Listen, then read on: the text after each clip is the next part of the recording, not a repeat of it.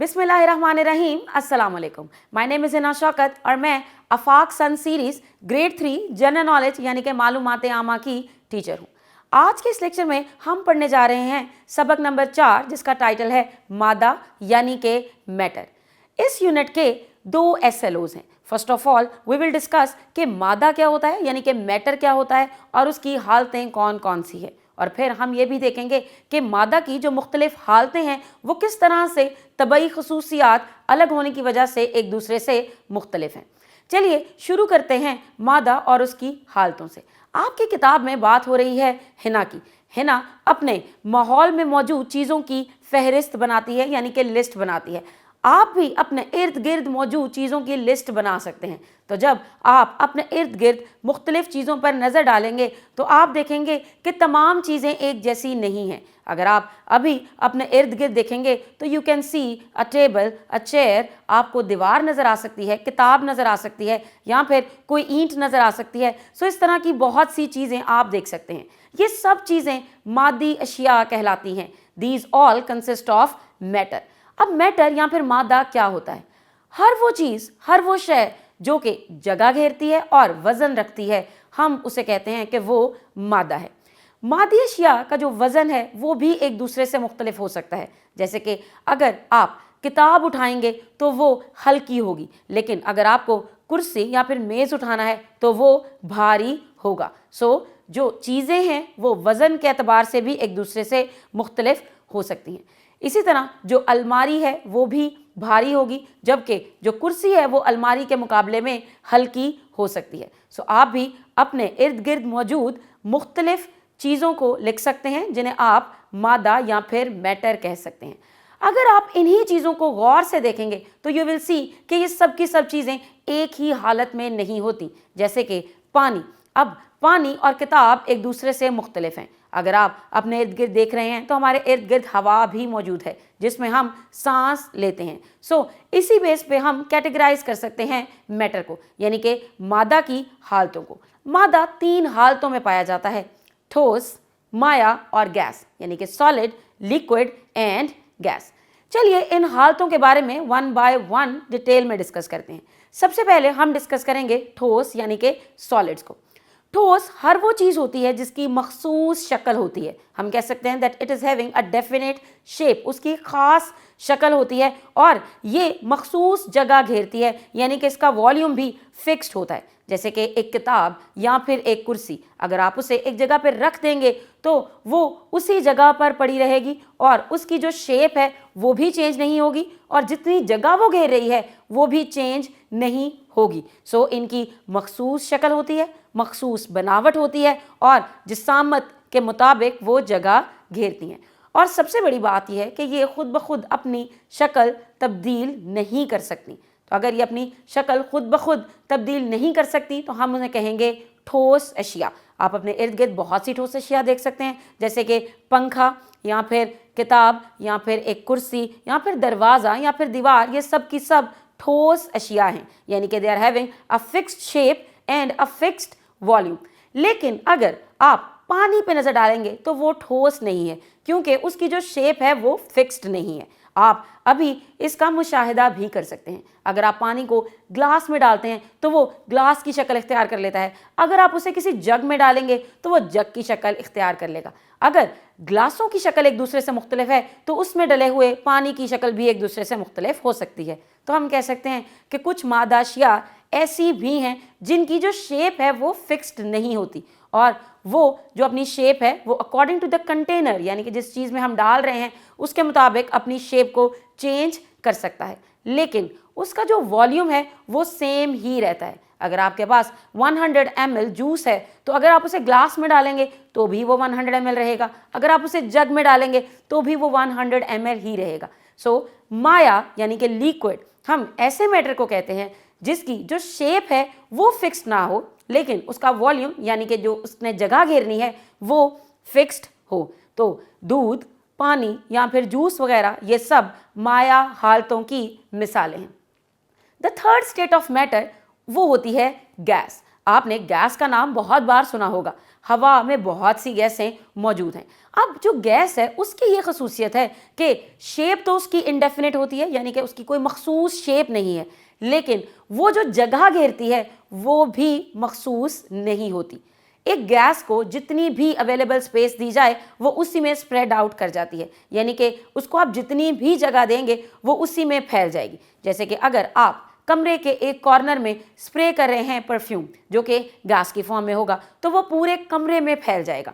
अगर आप उसे पूरे कमरे में स्प्रे कर रहे हैं तो वो कमरे में फैल जाएगा। अगर आप उसे किसी छोटी जगह पे स्प्रे कर रहे हैं तो वो सिर्फ उसी तक महदूद रहेगा।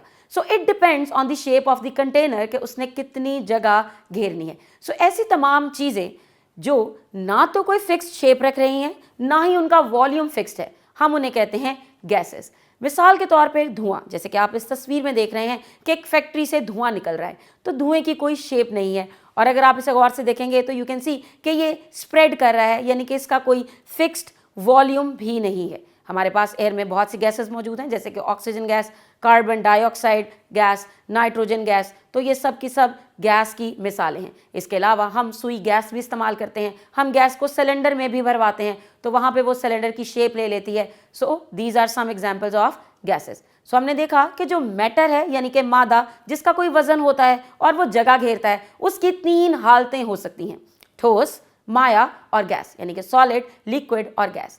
लेकिन इसकी जो तबई हालतें हैं ये चेंज भी की जा सकती हैं। Yes, there is very important factor जिसे हम कहते हैं हीट या फिर टेम्परेचर। अगर आप किसी चीज़ को गर्म या ठंडा करते हैं तो आप उसकी हालत बदल भी सकते हैं। For example water, normally room temperature पे जो वाटर है वो लिक्विड फॉर्म में एग्जिस्ट करता है, यानी कि हम कहते हैं कि वो माया है। लेकिन अगर हम उसे बॉयल करेंगे, यानी कि बहुत ज़्यादा हीट देंगे, अबाउट 100 डिग्री सेल्सियस पे, 100 सेंटीग्रेड पे, होगा क्या, that is going to convert into water vapours. वो आबी बुखारात में कन्वर्ट हो जाएगा, हम उसे कहेंगे वाटर वेपर। यानी कि यहाँ पे उसकी शक्ल चेंज हो गई है। पहले वो लिक्विड था और जब हमने उसे हीट दी तो वो कन्वर्ट हो गया गैस में। आबी बुखारात गैस होते हैं। अब वो चीज़ चेंज नहीं हुई, वो पहले भी पानी ही था, अब भी पानी ही है, लेकिन हालत का फ़र्क है। रूम टेम्परेचर पे जो पानी था that was present in the liquid state, वो माया हालत में मौजूद था, लेकिन जब हमने 100 डिग्री तक टेम्परेचर दिया तो वो कन्वर्ट हो गया गैस में, यानी कि आबी बुखारात में।